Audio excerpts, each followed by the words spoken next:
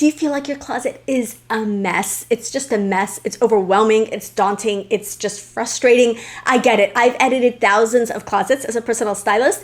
And one of the things I've identified is that most women with cluttered closets, which is most women, have habits that are cluttering their closet. Stay tuned.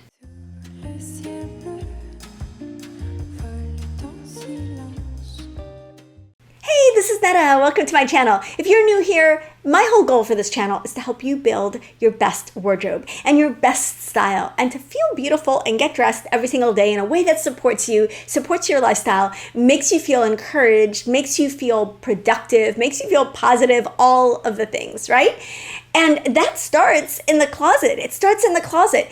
If our closets are a mess, we're not going to be able to quickly and easily pull together chic outfits and get on with our day. We're going to be overwhelmed and stuck the moment we walk into a closet. If just thinking about your closet right now makes you cringe and you're just like, well, she doesn't know what my closet looks like. Like, my closet is a mess. My closet has a ton of stuff. My closet has stuff from 1974. My closet has, is just overflowing. Like, I can't even shut my drawers or fit clothes on the rack because it's so stuffed. I get it. There's nothing I haven't seen. I just got done with one of the largest closet edits I've done in my career as a personal stylist. And that's saying a lot because I have been a personal stylist for about 15 years now. And I've done thousands of closet edits. And this is one of the largest I've done. You are not alone. I've seen it all. One of the things that I've identified in the years of helping women tackle their closets and get their closets under control and get their closets to a state where it really serves them and serves their lifestyles, is that there are habits that most women have that lead to closet clutter. Most women have habits at things that they consistently do that create cluttered closets and cluttered wardrobes and that enable them or keep them from being able to have that style that they want and that refined and well-edited closet that they want. And so I'm here to talk to you about what some of those habits are that you may have that might be cluttering your closet. And I want you to let me know in the comments below. Just so you know, I always hang out at least for an hour after every video goes live. I hang out in the comment section and respond to your comments. So if you have any questions, that's a great time to get a hold of me. But I want you to know and to tell me in the comments section below, which of these habits applies to you? Like, do you recognize yourself in any of these habits? Or is there one here that I haven't even identified that is really causing your closet to be more cluttered and more chaotic than it needs to be? Okay, let's get into this. So the first habit that a lot of women have that's cluttering their closet is buying an item in every color.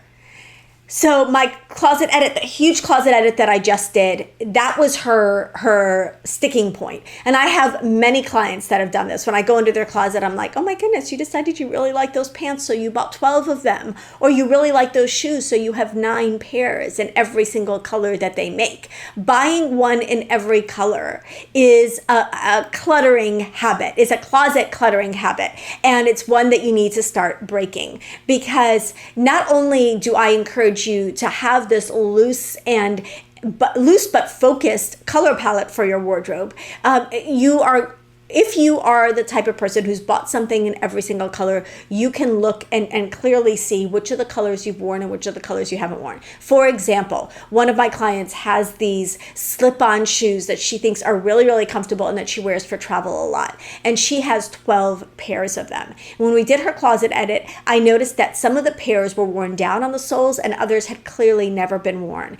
If you buy something in every color, you are still going to be reaching for some colors over other colors. And many of the colors serve the same roles. So you don't need 9 light neutrals and 9 dark neutrals and 3 reds and 3 pinks and 3 purples in every style that you have. Maybe a light neutral, a dark neutral, a pop of color, and a metallic, and you're going to be covered. So when you start collecting multiples of your favorite items, you're going to find that your closet looks cluttered really quickly and that you end up with a lot of extra items that you're not wearing, because they're filling the same role. A light neutral sneaker in white and a beige neutral sneaker are probably filling the same role in your wardrobe, so you need to choose one and eliminate the other. Eliminate the excess items in the colors that you're not reaching for as often. So Closet cluttering habit number 1, buying it in every color.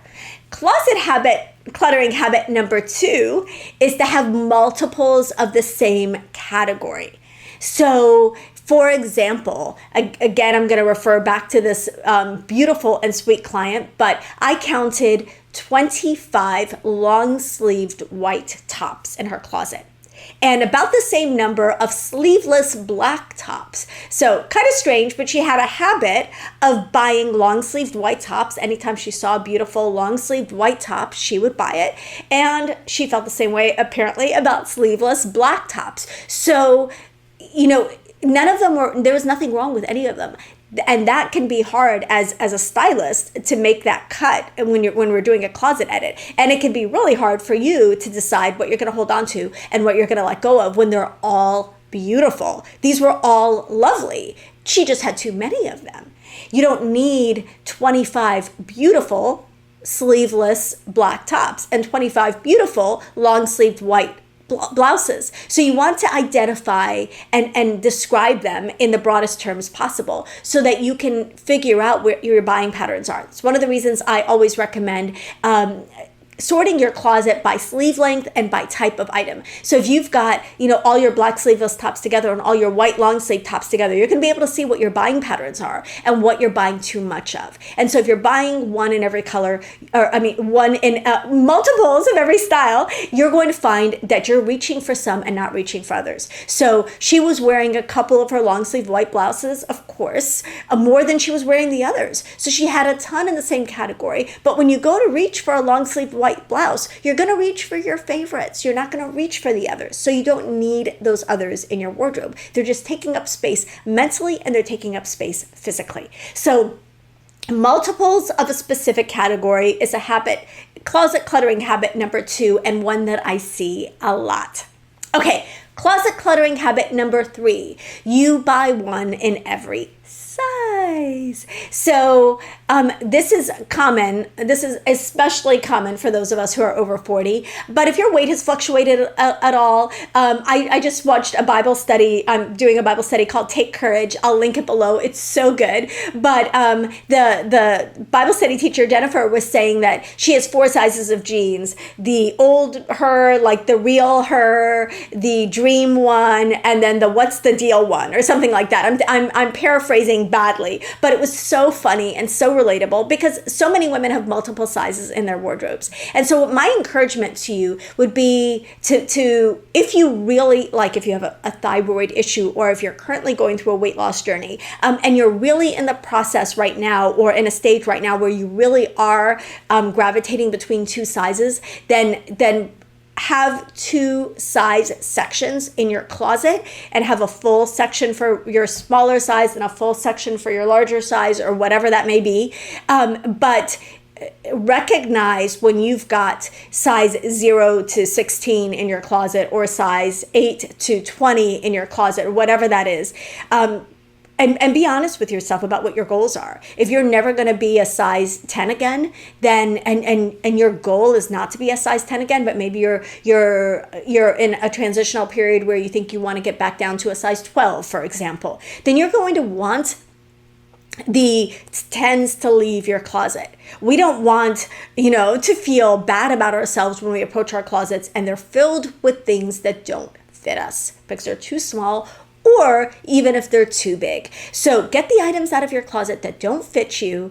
Keep just the items in your current size or sizes. Those are the things that need to be in your closet. Now, if you really feel like, somewhere down the road, I'm going to get down to a size 6, whatever that size is, and you have some favorite items, you can store those somewhere else out of your closet. But I'm here to tell you that almost every client I've ever had that has chosen to do that has gone back to that bin and said, I don't want to wear this stuff. I want new items for my new size. And that's how most women feel about it. So don't feel like you need to hold on to every item in every size and have full wardrobes in every size. You want your wardrobe and your closet to represent your current size. Okay, that's my rant about that. I feel so strongly about that. Okay, the next habit you may have that might be cluttering your closet is shopping for special occasions or just occasions in general.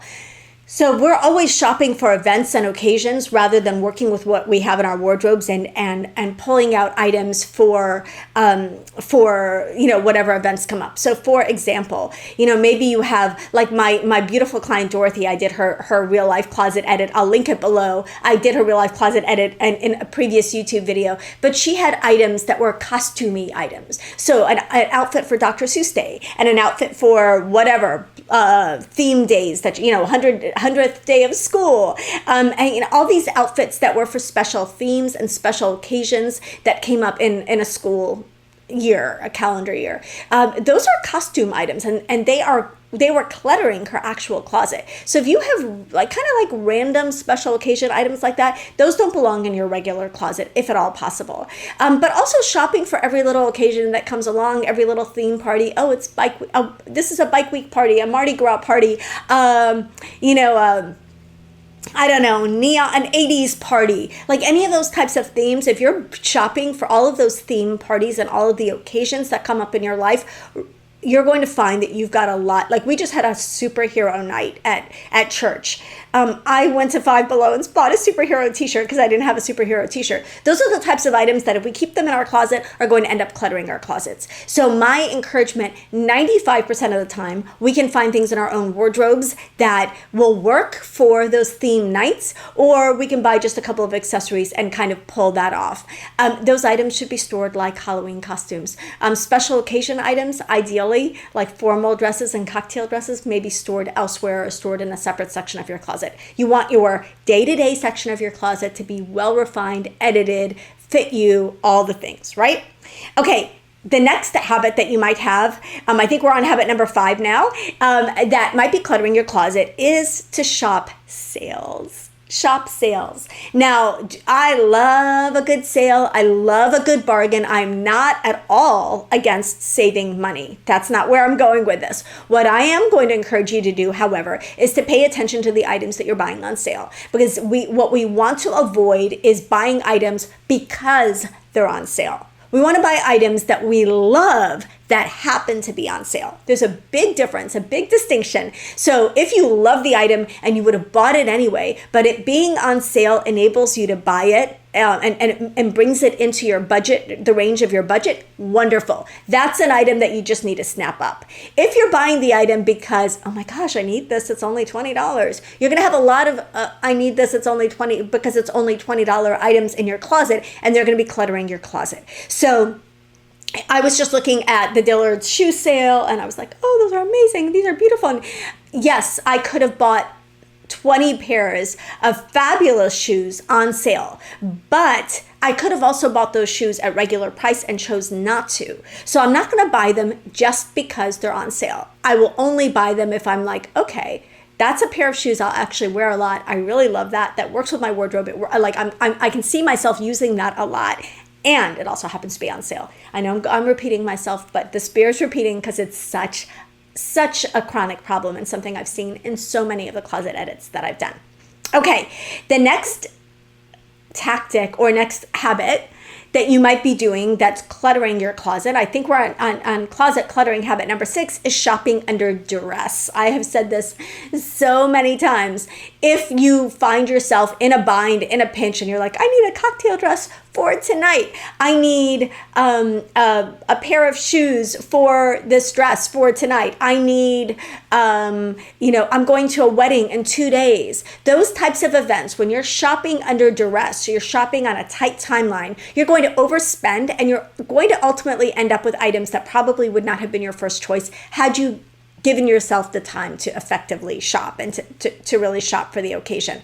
My counter to this, my suggestion for this, is to have a couple of go-to items for different occasions. I'm going to do a video about that. Have a couple of go-to items for different occasions in your wardrobe that you can reach for when an occasion like that comes up. You want something you can wear to a wedding. You want something that you can wear to a cocktail party. You want something that you can wear to a formal event. And you want those items to be simple enough that you can wear them more than one time without them being that memorable. You can just switch up the accessories and get a completely different look. What you don't want to be doing, I literally remember having the 80th gala for the Junior League, and one of my beautiful friends stopping at the department store down the road from the gala, buying a dress and shoes, putting them on in the department store, and showing up at the gala in the outfit that she literally just bought on her way over.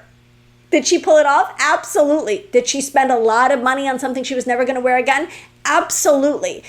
Not stop shopping under duress. It's really going to be, you're going to end up being able to look at your closet and say, oh, I bought that for that, and I bought that for that, and I bought that for that, and your closet is cluttered and it's overwhelming. Okay. The next thing that, next habit that might be cluttering your closet is budget buys. Now, this is related to the sale purchase, but it's not the same thing. So for example, you really, really, really want this beautiful pair of boots. I'm just going to throw out, just an item that a lot of women are shopping for in their wardrobes. A great pair of boots or a great pair of shoes. But you don't want to spend X amount of money on the pair of boots that you really want. So you buy another pair of boots that's not nearly going to give you the same look, the same feeling, the same quality, the same experience as the pair of boots that you really wanted. You don't love that pair of boots. So you try again and you buy another pair of boots because you really, really want that original dream pair of boots. And you buy another, they're okay, they're fine. You buy another pair of boots to check that box. Still don't check that box. Then you're walking along through the mall and you see another pair of boots and you're like, ooh, that pair of boots could check that box. And you buy a third pair of boots to check the box that the original pair of boots occupied in your heart and in your mind. And now you've spent money on 3 items when you could have spent that money on 1 item. So my suggestion for you and my encouragement for you is to wait until you can afford the quality pieces that you're looking for. This isn't true about everything, but there are going to be items in your wardrobe that are going to be game-changing items in your wardrobe. Maybe it's a beautiful trench. Maybe it's an amazing, classic, elegant bag. I'm talking about the items that you're going to reach for over and over and over again. Those are items that are worth stretching your budget a little bit for and maybe shopping outside of a price that's outside of your comfort zone. For example, I have a beautiful client who is a doctor and has been carrying the same bag that was a gift from her daughter for years. So for her, she's never spent a lot of money on a bag. And so it's outside of her comfort zone to spend a little bit more. And I'm not talking, $4,000, but a little bit more than her normal price range on a bag that she's going to use for a really, really long time. So sometimes we just have to stretch our minds. Sometimes it's not like I can't afford it, but I've never spent X on something like this and I don't know whether I could or should. So my encouragement always is to buy, wait for it to go on sale. This is one of those items you do want to grab on sale, or save up for it and try to buy that item that really is going to serve your wardrobe for a long time to come, rather than buying 3 to 4 cheap imitations that you will never love and will never do what you want them to do in your wardrobe. Okay. Now the final closet cluttering habit, and I know that there are more, but the final closet cluttering habit I'm going to cover in today's video is the compromise. Now, I've talked about this before, and I don't want you to feel like I don't think you should ever compromise on anything in your closet. It's real life, sometimes due to budget or to time or to body or to availability. We're going to make a couple of compromises, but you do not want a closet full of compromises. If you have a lot of items that make you go, then you've got a closet full of compromises. If you have, I'm like I was talking about with the budget buy, I bought these boots, I don't really love them, I didn't want to buy the boots I really liked, or I have this top, I don't really like it, I'm holding on to it, for whatever reason. You want items in your wardrobe that you're excited to put on that are not items that you're going to be fussing with and fighting with all day long, because they fit you, they feel beautiful, they just feel good on you. And if you have a lot of compromises, if you have a lot of sale purchases and ill-advised budget buys in your wardrobe that you bought just because, then you're not going to have that wardrobe that supports you, that lights you up, that makes you excited to get dressed every morning. And that is my goal always.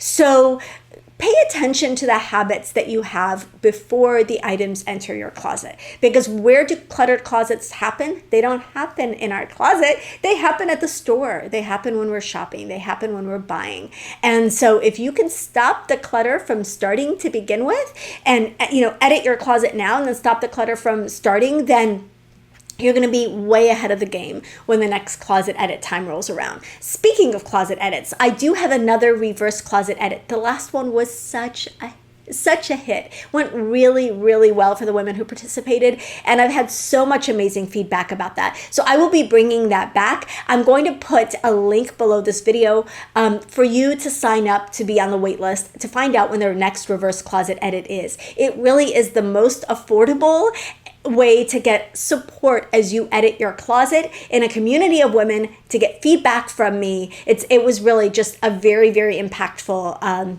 week that we had to 2 weeks that we had together when we did the reverse closet edit, and I'd love for you to join us for the next one. So let me know in the comments below if you're interested. Definitely click on the link that we have for that, and we will let you know when the next one opens up. As always, I also have a style program, and I would love to have you in the Ageless Style program so that I can encourage you to edit that closet, to build those outfits, to build that everyday style that makes you look and feel your absolute best. Love you guys. Thank you so much for hanging out with me today, and I will see you in the next video. If you haven't liked this video yet and you want to see more videos on conquering clutter in your closet, and even if you don't, but you just like this video, definitely click the like button. Subscribe if you haven't already. This is the best place to be on YouTube. And comment below. Let me know what you think. Love you guys. I'll see you in the next one. Bye.